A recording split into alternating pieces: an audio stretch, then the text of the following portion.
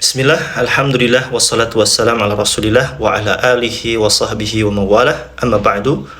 Kaum muslimin yang dirahmati oleh Allah subhanahu wa ta'ala, melanjutkan pembahasan kita tentang 20 perkara di dalam mengagungkan ilmu yang disebutkan oleh Syekh Salih Al-Utsaimin hafizahullah ta'ala di dalam kitab beliau Khulasah Ta'zimul Ilm, ringkasan pengagungan terhadap ilmu.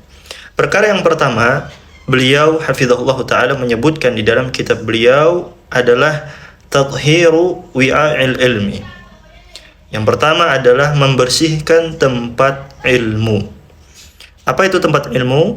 Tempat ilmu itu adalah wahuwa al-qalbu. Tempat ilmu itu adalah hati. Nah, di antara bentuk pengagungan terhadap ilmu adalah kita membersihkan tempat masuknya ilmu, yakni hati kita.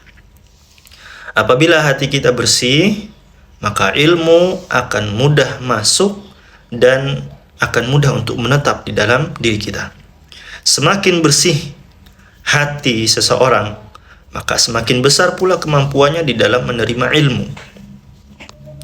Adapun yang mengotori hati dan yang menghalangi ilmu adalah yang pertama syahwat. Yang pertama adalah syahwat.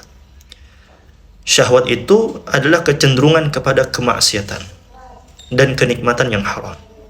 Kemudian yang kedua adalah syubhat, yaitu pemahaman yang rusak dan keraguan di dalam beragama.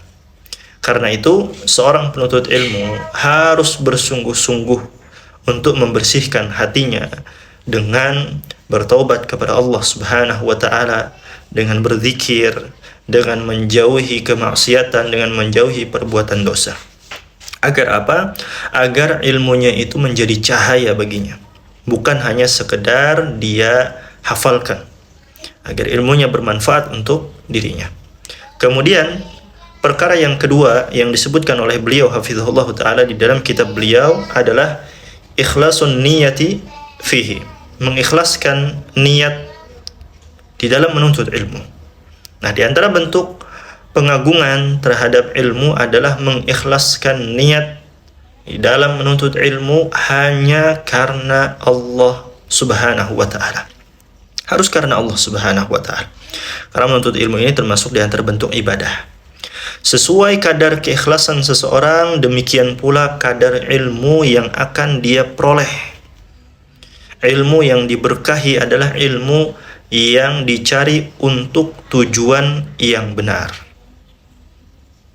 Taib, kaum muslimin yang dirahmati oleh Allah Subhanahu wa ta'ala, niat yang ikhlas dalam menuntut ilmu itu diantaranya adalah yang pertama, mengangkat kebodohan dari diri sendiri. Kita belajar menuntut ilmu tujuannya untuk mengangkat kebodohan yang ada pada diri kita. Kemudian yang kedua, tujuannya adalah untuk mengangkat kebodohan dari orang lain. Niatnya untuk mengangkat kebodohan dari orang lain, untuk mengajarkan kepada orang lain, mengajarkan kepada keluarga, istri, anak, mengajarkan kepada tetangga dan orang-orang yang ada di sekitar kita. Kemudian yang ketiga adalah dengan niat atau tujuan untuk menghidupkan ilmu dan menjaganya agar tidak punah, ya, agar ilmu itu tidak hilang. Kemudian yang keempat, dia tujuannya, niatnya adalah untuk mengamalkan ilmu di dalam kehidupan sehari-hari. Nah, jika ilmu ini dicari karena dunia, karena pujian ataupun kedudukan, maka ia akan terhalang dari keberkahan ilmu tersebut. Maka penting bagi seseorang di dalam menuntut ilmu, di dalam belajar, dia harus ikhlas karena Allah Subhanahu wa ta'ala, ya. Di dalam menuntut ilmu, niatnya harus ikhlas karena Allah.